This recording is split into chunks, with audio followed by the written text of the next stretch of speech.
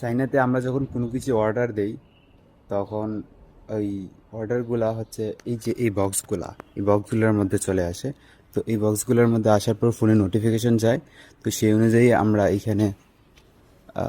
এখানে কোডটা এন্টার করলেই এগুলো হচ্ছে প্রত্যেকটা এক একটা সেকশন, এই সেকশনগুলো অটোমেটিক্যালি খুলে যাবে।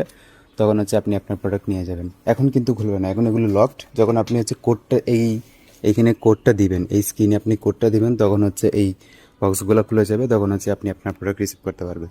তো চলেন আপনাদেরকে একটু উদাহরণ দেখাই। এই যে এখানে দুইটা আছে, পিছনে একটা এদিকে একটা। সো আমার প্রোডাক্টটা এখানে আসছে। এখন চলেন আপনাদেরকে দেখাই এগুলো কিভাবে কাজ করে। সো এইখানে আমি হচ্ছে এই যে আমি এখন এই যে এখানে আমি আমার কোডটা দিব।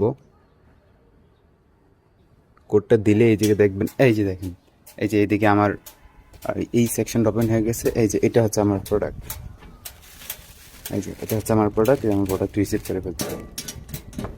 তো এরকমভাবে হচ্ছে চাইনার সবগুলো এলাকাতেই এরকম স্টেশন থাকে। আপনি এখানে খাবার সহ হচ্ছে বিভিন্ন জিনিসপত্র আপনি অর্ডার করলে এগুলোতে চলে আসে। সো বিষয়টা খুবই কনভেনিয়েন্ট।